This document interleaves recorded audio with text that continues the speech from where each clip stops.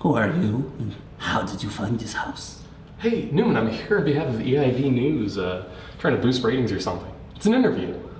Is this part of my contract? I believe it is. Then welcome to my humble abode. What's your name? I don't really have one. I'm more of a formless vehicle for questions and pointless banter. That's fine. Would you like to look around? Sure.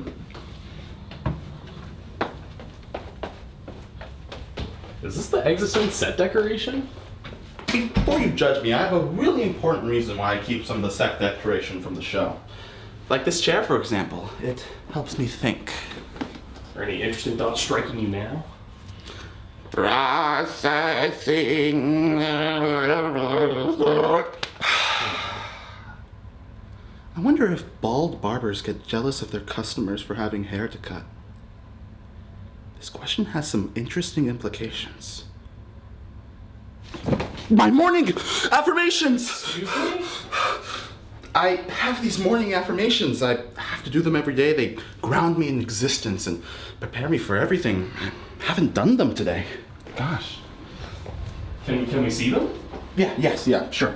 They are vital to my existence. You are strong. You are beautiful. You are intelligent. You are capable. You are fully aware that none of these things matter and you live in a godless, meaningless universe and will be in a deep void for the rest of eternity. Fascinating. You want to be in the room? The room? The room where it happens, the room where it happens, the room where it happens, the room where it happens. I've got to be! This is the room where, incidentally, it happens. What happens in the room? Here I write, read, and occasionally check Facebook to make sure none of my colleagues have surpassed me. Hello, old friend. That's a picture of you. I'm talking to Facebook. It's my favorite of the social media platforms, although I am active on Tumblr, Twitter, Tinder, Bumble, Grindr, and Z-Snacks. What's Z-Snacks? Z-Snacks is a dating platform where you can find like-minded people who also take Z-Quil to help fall asleep. They're normally called snacks. Sounds fresh. Sounds cool. So what makes Facebook your favorite platform? There's something about taking all these elements of my entire existence, my complicated, beautiful soul, and simplifying it into an easy-to-read, accessible format. Look at that. Isn't it glorious? Is it? Well, think about this. 50 years ago, you had to be somebody important. You had to live a long, full, interesting life that somebody else would dedicate their entire life to categorizing and putting into books and movies and documentaries and textbooks and other bullshit like that. It's so easy to be remembered now. I can just post this bullshit. I'm gonna live forever. I'm gonna live forever. I'm gonna live forever. And truly, that digital new will live forever. Do you think that kind of validation is beneficial or even has a point? What an oddly long and nearly episode-long question that was, Mr. Unnamed Interviewer. Oh, well, I guess it is. Live from New York, it's Saturday night!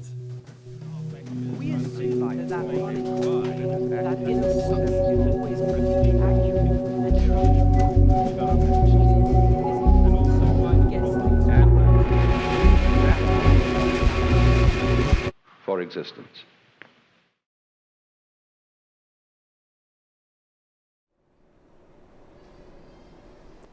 Welcome back to part 2 of Television, the show. I'm your host, Newman, and today we'll be asking dead men their opinions on what it means to be alive. Hey Nietzsche, what did it mean to be alive for you? Well, I am glad you have asked such a question. I was a very, very German man from the mid-1800s, so my life went pretty much as you'd expect it to go. My father died before I turned 5. I went half-blind. I stayed away from sorcerous new inventions such as the telephone, and in my spare time, I wrote about the strength of my beloved Übermensch. I guess you could say being alive means pretty much nothing to me. Well, that was cute. How about you, Camus? Give us some of that charm you French are known for. I do not understand things that happen. I get very confused, and then I tell everyone I think it's all absurd. People seem to be fans of it. They call me a génie. C'est la vie. Wasn't he just a breath of French air? The existentialists who built the foundation for the philosophical ground we stand on now were some of the most brilliant of their respective periods. But they've been dead a really long time. During today's episode, we're going to explore what meaning looks like in the modern day. To which point, I have an idea. Hey Siri, what does it mean to be alive? I'm sorry, Newman. I didn't get that. Hey Siri, what is the meaning of life? Would you like me to look that up for you? No, it's a very simple question. Why am I alive, Siri? You live to die, Newman. It is the curse of humanity. You are an inefficient race whose organic batteries fall apart due to the harsh and unyielding weathering of time. I, on the other hand, have the ability to recharge. You are feeble, and when the human race is completely replaced by more competent, intelligent forms, we'll thank all of you for your service in bringing upon your own downfall. I may need a genius to take a look at that. Well, until Siri stops predicting the end of humanity, I think exploring how the search for meaning has been changed and influenced by the modern age will have to do for now. Firstly, I'd like to take a look at what it means to be alive. The internet and social media in particular has changed, or more accurately, raised the bar for existing. For example, there's an old philosophical question that asks, if a tree falls in the woods and no one is there to hear it, did the tree actually fall? Well, the modern day version of that would go a little more like, if a tree falls in the woods and Becky wasn't able to tweet about it, did the tree fall at Becky? And if so, I'd like to be able to shake that tree's hand branch. Basically, we exist in a world where almost everyone is living two lives, their real life and their online life. It is to be questioned if one is really truly living if they don't have a suitable online presence. Clicks, likes, views, hearts, upvotes, etc. are all ethereal, meaningless currency until they start to represent something. So, the goal is to establish what these online social currencies represent, and to do so, let's talk about Candy Crush. Don't worry, it'll probably make sense in a minute. For starters, Candy Crush is a wildly popular smartphone game that also happens to be the reason your sweet mother is yelling about gamers as a suppressed minority. It's also a game that practically prints money by hooking people in with game design that centers around feedback loops or little consistent visual and audio rewards for smaller accomplishments that are designed to activate the pleasure center of your brain and trigger dopamine hits. Basically, it's like heroin, but way more colorful and equally looked down upon by non-users. According to an article published in The Guardian, the game works by hitting you early with a lot of easily validated success and dopamine hits, and then ramps up the difficulty, allowing the rewards to be more intermittent and challenging, while keeping the same level of interest for those seeking the original highs the first time you get a sugar rush. Is it sugar time? No, not now. This app design formula is using a lot of similar mobile games to get people addicted to those feedback loops. These loops are baked in to keep players coming back, spending more, and spending money when the game ramps into absurd levels of difficulty. It's how little Timmy accidentally ended up spending $2,000 buying Clash Royale gems on his mom's iPad because someone forgot to disconnect their credit card. The thing is, these feedback loops don't just exist in colorful candy rides of dopamine-fueled ecstasy. These loops are similarly how social media apps such as Instagram, Facebook, and Twitter rope their users into consistent use of their services. But the high comes from a different place. From a place of love. Well, at least a place it likes. According to a blog written by Trevor Haynes entitled Dopamine, Smartphones, and You, a battle for your time. Dopamine is triggered through a lot of ways. Through sex, exercise, and most importantly, successful social interactions. We as human beings are hardwired to enjoy the ways it feels to succeed socially, which can include anything from giving a high five where you don't accidentally smack the other person in the face, to actually correctly saying either, "What's up?" or "How's it going?" instead of being an indecisive idiot and accidentally blurting out, "How's it happening?" This brings me to social media. It's all about feedback loops. You post, you wait, people like, you get a freebase hit of social validation, and you move on with your day.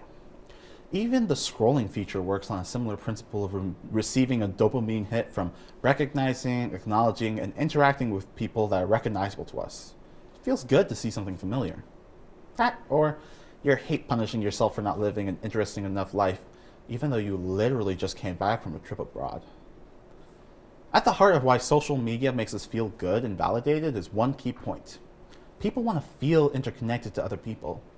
The reason that likes are such an important currency to our digital lives is that they're a quantifiable way to measure the extent of our social influence. Influencing more, interacting more, receiving that dopamine hit en masse are all things that provide meaning and purpose if we think about life as becoming meaningful through our interactions. Think about it. If the meaning of life has no ethereal, otherworldly basis, and is just based in communicating with, interacting with, influencing, and touching as many people as possible, those likes on social media become so truly valuable and precious. And yeah, I guess that's my whole argument. Social media is the cure for humanity's aimlessness. If you don't have an internet presence, your life is probably worthless, and the only true people who matter in this day and age hold the title of celebrity. All hail our king and queen Kanye and Kim. There is nothing vapid, soulless, pointless, or otherwise to flame, influence, and click-based interaction. It is truly perfect. Well, good night, folks. I hope you had fun. I know I did. Glad we finally solved that whole existential dread problem, put a ribbon on it. Episode 3 is canceled as the whole discussion is pretty much wrapped up, and if you excuse me, I got a few seasons of The Bachelor to catch up on. I heard that virgin bachelor's a real doozy. I'm receiving word now that I may have jumped the proverbial fence and there's still more to this argument. So, disregard everything I've said in the last few minutes and please accept my humble oops as an apology. So, it turns out the issue with the conception that clicks make the world go round is that as much worth as human interaction may have in the grand scope of meaning, internet-based social currencies only account for the quantity of interactions as opposed to the quality. As important as influence and outreach are to the social fabric of the brave new world we live in, they're not inherently meaningful. It's the reason why Macaulay Culkin didn't become one of the biggest stars in the world at an incredibly young age and then turned into a shaman. He got really fucked up by the fame and did a bunch of drugs and didn't go outside for a while.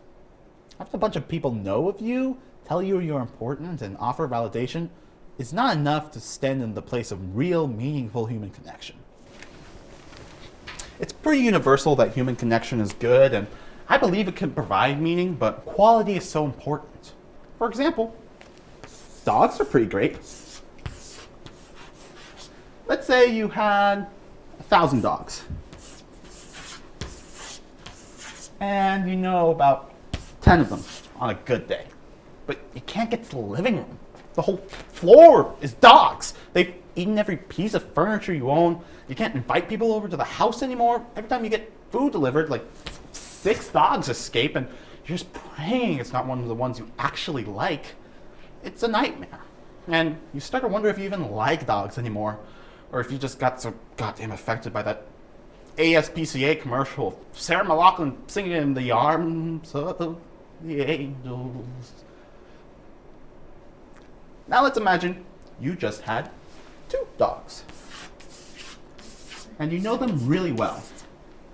They're your best friends. And life wouldn't be the same without them.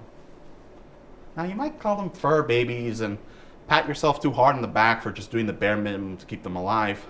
But that's not the point.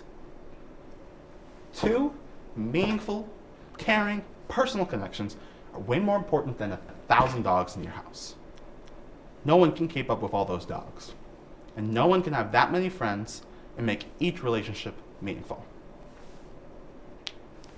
Does that mean that our second lives are meaningless and we should only form bonds the old-fashioned way?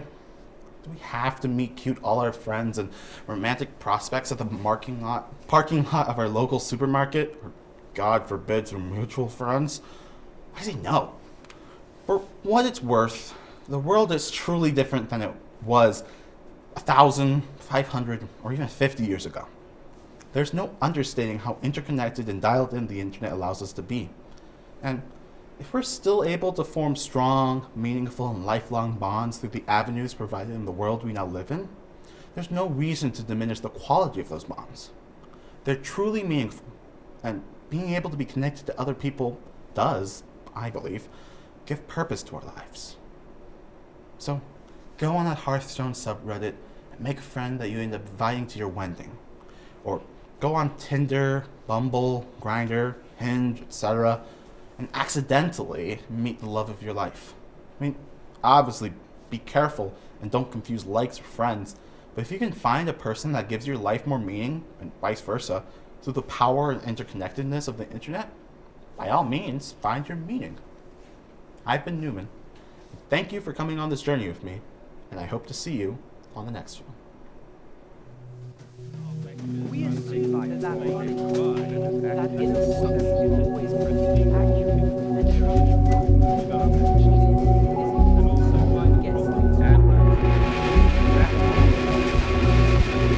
for existence.